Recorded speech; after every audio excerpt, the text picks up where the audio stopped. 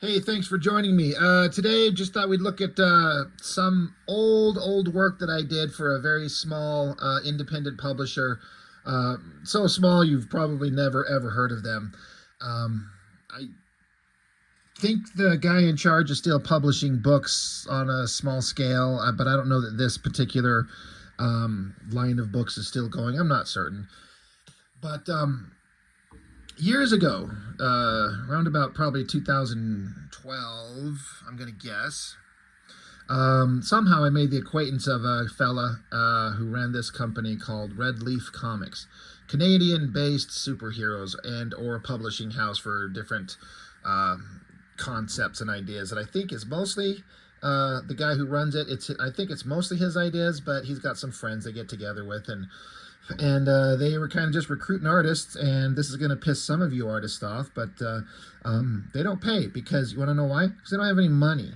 This is all kind of done for the love of it, and I was fine with that because I wanted to make comics, but I didn't know how to put them together, how to format them. I can't color. Um, I can't do any of that stuff. And I also was smart enough to know that I'm not good enough to draw comic books professionally anyway. I wasn't then, I'm not now. But, I needed practice. And so to me, this was a fun bunch of guys. I was given a lot of freedom. And it gave me the opportunity to network with some people and get my work printed up on some level. And for me, it was just all about practice, practicing my skills and networking with people and getting something made. I wasn't good enough to make money at it, and there's a whole debate that people like to have about that whole concept is you shouldn't do anything unless you get paid. Well, guess what? I would never get paid, so I'm not going to get anything done. So therefore, I'm not going to see any forward movement unless I do something on my own, which I eventually did, hence my He-Man fan comic, which some of you have seen.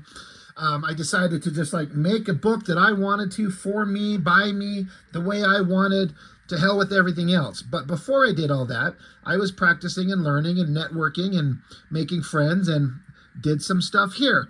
Now, all I've got really, for the most part, are just covers to these various books. So I was digging through all my stuff because I've got a mountain of shit and I've got to start clearing some of this stuff out. I need to start selling comics.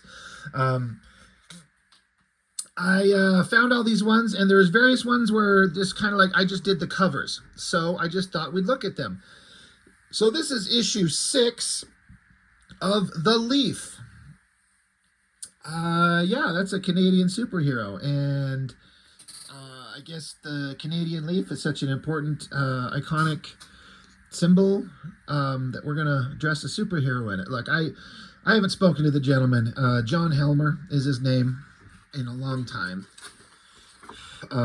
John Michael Helmer, nice guy, great dude, very helpful, very considerate, and we were chatting it up in chums for a long time. And life just kind of just took us in different direction. I haven't hit him up very often. He's still out there making stuff, like I was saying earlier. But I don't know how to approach this without being honest, but also potentially insulting my buddy I used to know. But this character of the Leaf, the concept is fine. It's kind of a traditional superhero idea, but he's based on a leaf. It's the weakest name I could ever possibly imagine.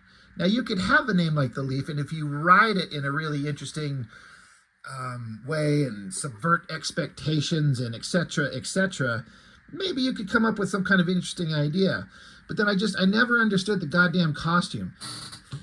It's this red outfit with a white face, but the white face is supposed to be a mask, but it was never drawn. I was just drawing it the way he had instructed me to, and the way other artists had done it, where it's just a white face. There's no lines or seams to indicate that this is a mask that he puts on, but it is. But this is how they wanted it. Red outfit, skin tight, white face, and then a maple leaf design on his back. I was like, can't we just have it dangle behind him like a cape, and when he jumps, it poofs out? Nope, I want the big strapped leaf to his back. I'm like, okay. And then the character will pull out binoculars and shit. I'm like, where does he keep them? I don't know. Don't worry about it. Okay, understood. So I did at the time. Again, this is 2013 when this was published. So I may have drawn this up to a year earlier. I'm not sure. This is a terrible reproduction of my signature on there. I did date it 2013. So okay. I was really, really, really trying to draw the best, like, standing superheroic figure I could do. And looking at it, by no means is it perfect, but I feel like I kind of did okay. I don't hate it. And I didn't look at anything. I didn't reference anything. I just pulled this out of my head. I've discovered that when I'm inspired and kind of under the gun to look better than other people, I tend to focus and produce stuff that's better than I would normally if I'm just sitting around fucking around. Well, maybe that's kind of a normal for everyone else, but there was a lot of artists working with this fella. You'll see, we'll get to the interiors on some of these things. You can kind of make your judgments for yourself. But I'm like, I have got to be better than everybody else. I have to be better than anybody else working here. I want to stand out, and so I did the best that I could, and I produced that. Whether it's good or not is, that's subjective. Back covers, just Kablam Comics. And then the insides, again, I didn't do any of the insides on this. Art in this book is a guy named Eric Douthat. I kind of knew him for a while we were all kind of working with this guy. He kind of does okay. I don't think the reproduction of this stuff does his work any justice. The colorist, Lancelot Eaton, I think the lettering in this is kind of terrible. It's kind of hard to read. It's kind of got some interesting parts and doing some kind of computer coloring stuff, but it looks muddy in places. And it looks like they're just reproducing it from the pencilers, the artist's just pencils, which that's up to you, if you like that or not. It's kind of fine, It's not amazing.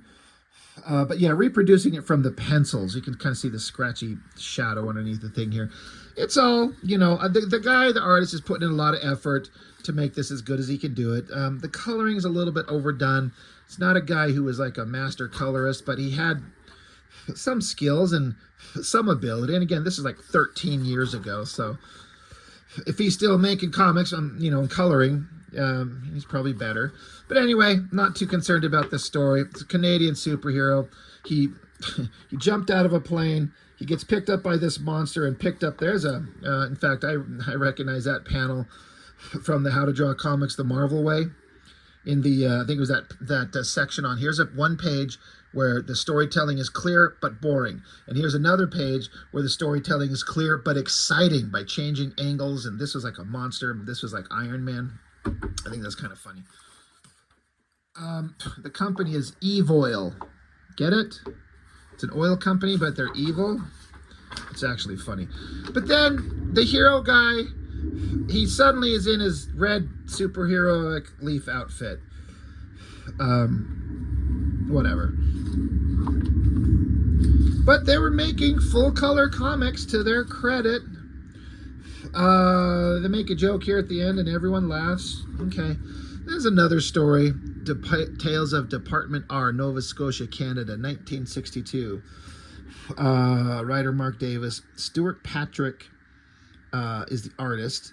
Federico Sioc is the colorist. He's the guy who still colors my shit to this day. In fact, I got to hit him up. I got a bunch of stuff to have him do for me for my book I'm about to put out. This was 13 years ago, and he's pretty good then. I think he's pretty good now. Anyway, that's a look at the insides, but mainly I was just like showing off the cover to my book here. I don't remember how he roped me into doing some of these things. This is another thing I didn't understand. Issue 6. Oh, maybe it was right.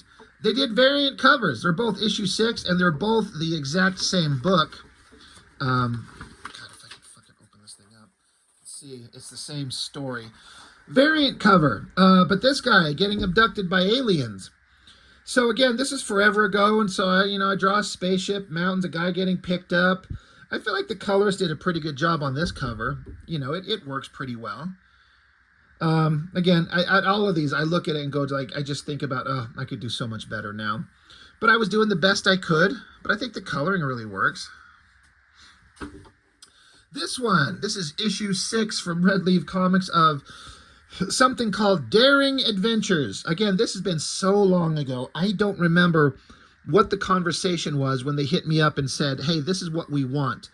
But there's some kind of like science fiction-y space hero thing, and he goes back into some dinosaur land, I guess.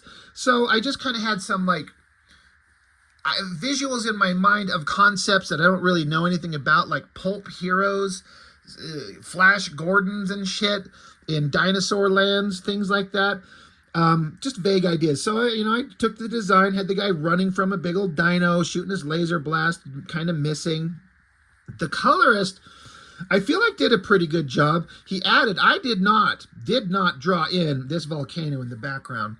There was just some vegetation and trees and stuff above the top of the dinosaur, and the colorist put that in there. And I'm looking at it. It looks like kind of like pulled Mount Doom from the Lord of the Rings and then like filtered it. And I'm almost certain of that. I could be wrong. It looks pretty good. Like, it fits the tone of the entire thing pretty well. In fact, visually, the volcano draws my eye more than anything I did. So, I don't know. It's fun. I look at it and think about how much better I could do otherwise now. But at the time, it's what I did. Let's pop this guy open. Let's see. Now, this one, just black and white. The artist in this, there's 2-3 stories in this. Lloyd Smith writer Chad Sergesketter.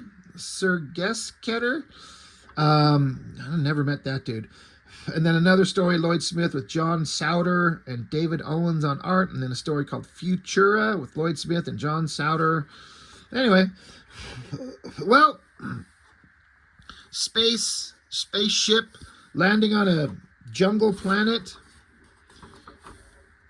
All right, it's pretty, it's pretty solid black and white art. It works. The reproduction is unfortunately kind of shit. You can see that some of the blacks, let me pull it up there closer. It's kind of a faded, like the ink cartridge or whatever the fuck was used to print these was running out. Not great, not great reproduction of the art. But, the artist is putting in a lot of effort, a lot of backgrounds. The storytelling feels reasonably solid. It's what, 6 pages? 1, 2, 3, 4, 5 pages. It's fine, And then we got another story, The Conquered Earth Chronicles. A little bit less excited by this art, but again, everyone's putting forth their efforts. And then there's the Futura story. Man, the art's getting a lot more kind of amateurish.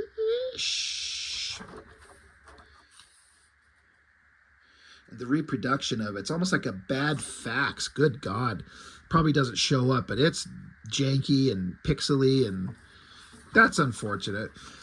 Anyway, Hot Girl and Alien Monster. You kind of got me interested. Anyway. So that's Daring Adventures number 6. This one, excuse me, this piece of art I actually still have.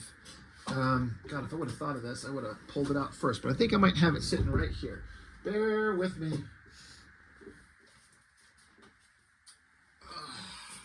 I think I got it right in here.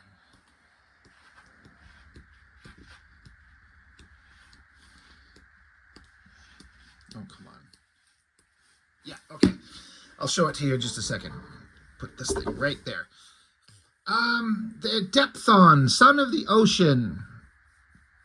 Okay, it's a book about underwater folk. Again, it's been so long, I do not remember the direction of this. Mermaid. I think they might have shown me some of the art and said do some mermaids. I'm almost 100% certain I asked if I could put titties on the cover. And then, of course, I put bubbles on it to cover it over. I was like, I've never drawn mermaids before. And then this girl, again, this design's already existed in this book. The girl with the octopus tentacles coming out of her back. Not sure who colored it. I feel like they did a pretty good job. And then, of course, they added the fuzzy boat. In fact, and the unfortunate thing is if you look up real close, let me bring it to the camera. The boat, if you can see behind the arm there, it's pixelated. It's very low resolution. So kind of ruins it a little bit, but having this sunken boat under the water, it kind of works, you know. And then the colorist, I feel like they did a pretty good job. Don't mind it at all. And then inside the book, this art is by that Eric Duthit again. And so, you know, underwater story, shark people. It's all kind of fine. But anyway. And yeah. Oh, so this is something from me. This is like a single page character kind of description of a character called Skyscraper. And again, I don't remember how I got talked into doing this. I was kind of fine with it. This guy's father designed like an Iron Man suit. He becomes a hero of a city, but he gets into a bunch of battles. He's getting his ass beat, so he's suffering from concussions. It could kill him if he keeps going, so he has to decide if he's going to defend his city or, you know, give up the superhero life and blah, blah, blah, blah, blah, blah, blah. I was trying my best on this. I look at it and it looks really fucking rough. I see what I was going for. I did end up sending the original art to the owner of the book, and he gave it to the guy who wrote this story. And apparently the guy who wrote the story was pretty thrilled to have this artwork, from what I was told. It's, you know, I look at it, I'm like, ugh. I was doing the best I could at the time, or, you know, it's kind of, whatever, you know. The character, it's Skyscraper, it's an Iron Man thing. But anyway, but back to the cover. I might have to back the camera up. You know what? I'll show this original art. I'll back the camera up in a minute after we do a quick flip through this thing. And then this is like a collection. Like it's a thick book. It's like multiple issues of the Leaf, that character that I was showing you from here. And in the stories for the character, at some point, some way, somehow, I kind of read them once. There was like they start out, their first storyline is like there's an alternate version of the character, like an evil robot version. And again, I don't remember if I was given this direction or I come up with it. They wanted to have like the robot version on the cover. So I had the character walking through fire, his body being burned off, and we get down to the mechanics of his body. And I had a buddy of mine, one of my best friends from high school, who's a really good artist, Brian Taylor, and I hit him up to see if he would color this for me, and I thought he nailed it. I love the way he does the flames, kind of painted in like that. Not a lot of like gradients and blending, but just solid, hard lines. I actually really, really like that. But I made that cover. I don't think there's anything on the back. No. Again, I was kind of fine with it. I think the coloring kind of saves it. It's whatever. It is what it is. But on the inside, there were several artists. This first artist is this Randy Valiente, if I'm saying his name right. He was pretty good. He's got kind of a thick, inky, kind of almost, I don't know. I see some Frank Miller. I see some Matt Wagner in it a little bit. He's pretty good, actually. He's got some solid backgrounds. I like the way he kind of spots shadows and darks and got some good expressions and good faces. He's a pretty good artist. Having the character with the giant fucking flopping maple leaf on his back is just, I cannot take it seriously. But, you know, of course, they take some photos and photostat them in, like just actual pictures of buildings, and why not? It's a little bit easier to get through your shit. But yeah, here's the leaf. Just floating around. He glides on the wind with his leaf fucking cape thing. It's just... Anyway, story. It's a pretty big book. A lot of story elements going on in here. Just kind of flipping through it. I like some of these pages here. I mean, again, the fucking guy flying through the air. That's a big, giant maple leaf. I'm like, come on. This is a joke. This is a character that would be like in the Tick. And in that case, it would be brilliant. Great dynamic angle going on here. Very low angle on the water as the leaf fights the robot leaf. Yeah, it's all kind of fine. And then we get into, because the character, the Leaf, the main guy, his grandfather was a World War II hero, and then his father was like a guy in the 70s. They all kind of had the name of the Leaf. This character is Jill Canada. She's got big boobs, so I'm interested in her. So it's a legacy character. Grandfather, father, grandson. Again, I like the kind of use of blacks in this guy's work. He's not bad at all. And then they zap the robot and he electrocutes and whatever, he's down. Then on to a different story. Art by Marcelo Silva and Andre Risano. Pheromone Infestation. It's a little bit less my style and my interest. The use of gray tones of some type. I don't know if they're digital tones or actual zipatone sheets on the board. Not sure. Straight up photo of the city of Toronto. There's your heroic shot of the guy, looking a little proportionally odd. See, he's got a watch on there. He's got binoculars he pulls out of his ass from somewhere. Hey, it's a lot Rob Liefeld drawing. You know, jumping with the legs up in the air so you stare at his crotch. That's awesome. Anyway, more gray tone stuff going on. Big shot of the guy.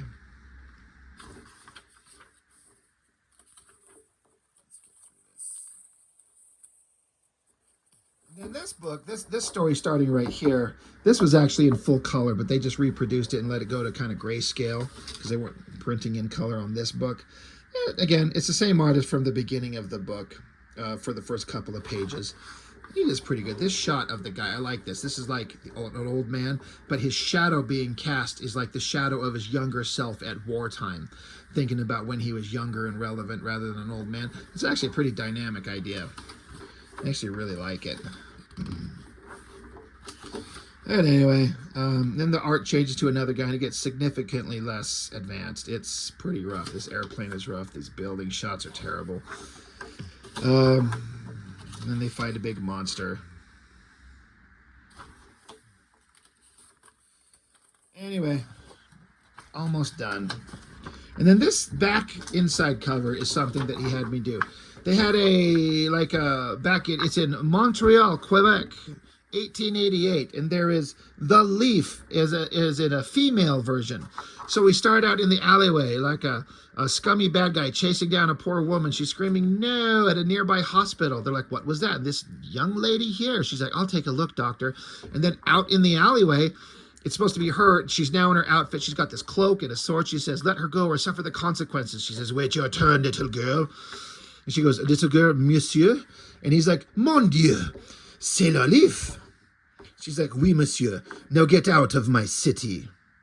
So it's supposed to be an introductory kind of story to this old-timey version of the Leaf. And again, this is my art, pencils, inks, everything.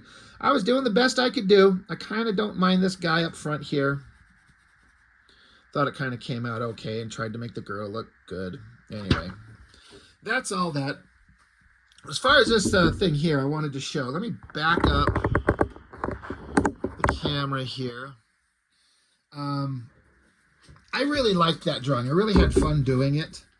And flip it over.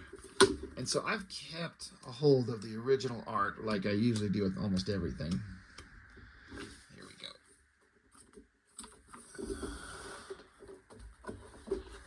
All right. Well, I really gotta back up way more. All right. So there's your original comic, but there's my original line art to this. And I actually left it not covered. I wanted to have the original artwork be, you know, a little bit PG-13. This is dated August 9th of 2013 is when I drew this. For old art, I still kind of like it. I feel like I did a reasonably decent job on the inking, the kind of layout and poses of it all. Again, I'm not saying anything's perfect, but I really had fun with this. I really felt like it kind of came out good. And then they colored it up their way, but I paid another guy because I wanted to have art prints of this to sell, which I have and I have done. And so I paid another guy that I know to color it, and he did this. I don't think I told him to give her red hair. I might have. I did instruct. I wanted the top of the water to kind of look like when you see a camera underwater looking up, and it's got the light source and kind of diffuses and gets darker as it comes down. He totally nailed it. And another thing that he did that I did not do is like, see her tail here. I made it like solid, but he made it translucent and then painted in her leg behind it. That was a brilliant little addition on his own. I thought it was, I'm like, holy shit. That's really cool. So I like the color. I feel like the coloring of this is better than this one. But yeah, I've sold prints of this thing. I thought this guy, Jesse Hege is his name. He'd colored that, but I held on to this original artwork forever. There's a couple more things in here. Why not? While we got it out, I've shown this before, but why not just flip through it real quick? Some of my original art. I was doing some stuff for an independent company that had the license to do Highlander comics, and I was getting to do some covers for them until they completely fucked up that idea. That same colorist that did the mermaid one, he did this, and he nailed it. I didn't draw in the lightning bolt. He colored that in. It looks amazing. This is more from that Highlander concept that this small company was working on. Did this full cover. This is, again, I was trying to be the best out of everybody that was working for this small company, including the artist that was actually drawing the book, who fucking sucked. He was terrible, and he was a douchebag. And so I was going out of my way to do the best work I could possibly do. And this is 2012, 13, something like that. And then I had that same guy color it. So yeah, that was me doing the best I could do. More Highlander stuff here, variant covers, more of the same.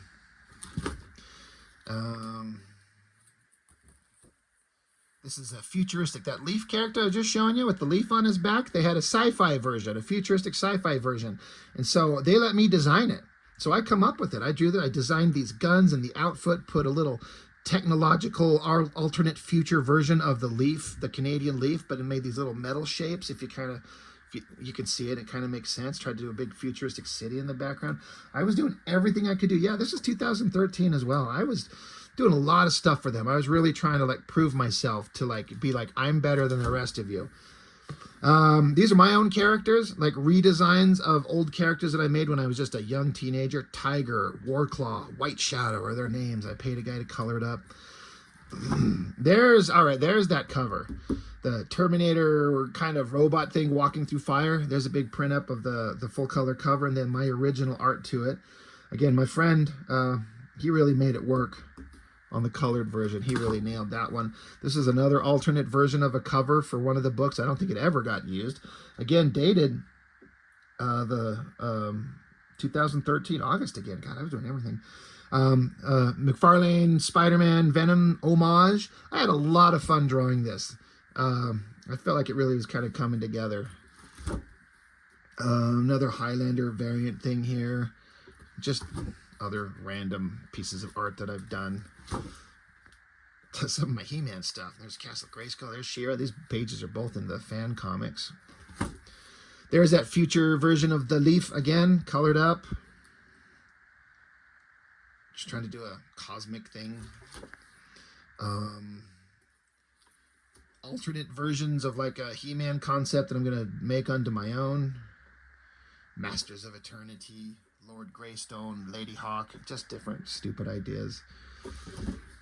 And we've seen that, and this is another cover for one of those Leaf comics. I really like this one. This big skull up front, the girl contained in the jar. I take any opportunity to draw a naked girl. I take any opportunity, and then some that are unnecessary. This is another potential cover for a book for those Red Leaf guys. I just tried to do just pencils, just make as clean pencils as I could possibly do, like finished pencils, never intended to be inked, but colored over. I gotta say, I do not like drawing that way. I do not like trying to make it just that clean. I want to pencil it to ink it. And just some other random things I've done. These are all 10 years old. There's another Highlander thing there and there.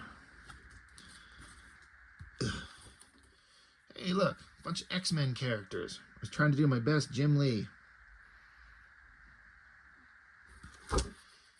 There's that girl Leaf version that was in the back page of that book. I think they let me design her. I'm pretty sure they let me come up with that design, and they used it. Then I never saw it anywhere. Anyway, blah, blah, blah.